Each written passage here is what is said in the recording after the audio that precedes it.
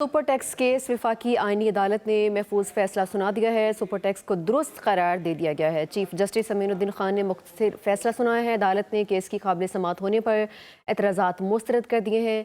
कहा कि high courts का सुपर टैक्स को इम्तियाजी करार देना दुरुस्त फैसला नहीं था।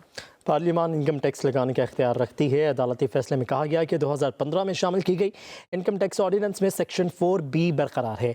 मज़ारबा, म्यूचुअल फंड्स और बेनावलेट फंड्स पर टैक्स का इतलाक नहीं होगा। मुख्तलिफ सेक्टर्स के मुतालिक अलग कानूनी रियायतें बरकरार रहेंगी। अपडेट करेंगे आपको। सुपर टैक्स केस वफाकी आईनी अदालत ने महफूज फैसला सुना दिया है। मज़ीद तफसीलात जानेंगे वसीम मलिक से। वसीम, क्या डिटेल्स हैं? देखिए, बिल्कुल वफाकी हुकूमत की जानिब से जो इनकम टैक्स ऑर्डिनेंस है उसमें 2 दफ़ा, जिनमें दफ़ा 4C और 4B शामिल की गई थी। 2015 से ऑनवर्ड 2022 में मुख्तलिफ जो निजी कंपनीज हैं उन पर इनकम टैक्स की मद में मजीद सुपर टैक्स आयद किया गया था, जिस पर मुख्तलिफ हाई कोर्ट्स में ये मुकदमा चलता रहा। हाई कोर्ट्स ने जो इस टैक्स के खिलाफ फैसले दिए, फिर ये मामला सुप्रीम कोर्ट से आईनी बेंच और आईनी बेंच से होता हुआ वफाकी आईनी अदालत में पहुंचा।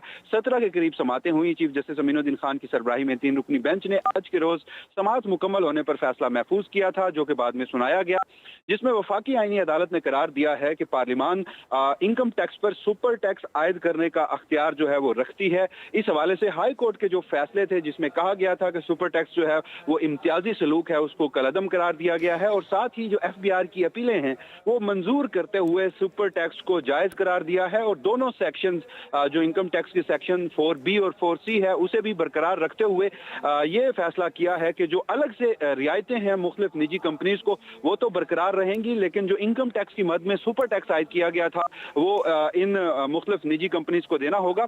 सिर्फ ऑयल एंड गैस सेक्टर को इनफरादी तौर पर रियायत के हसूल के लिए मुताल्लिका टैक्स कमिश्नर से रजू करने का हुक्म दिया गया है। तहम बाकी जितने भी सुपर टैक्स था वो बरकरार रखा गया है, और इस हवाले से ये एक्सपेक्ट किया जा रहा है कि वफाकी हुकूमत को आईनी बेंच के इस फैसले के बाद 300 से जायद अरब रुपए का जो मुनाफा है वो हासिल होने का इम्कान है। जी ठीक है, बहुत शुक्रिया वसीम अपडेट करने के लिए।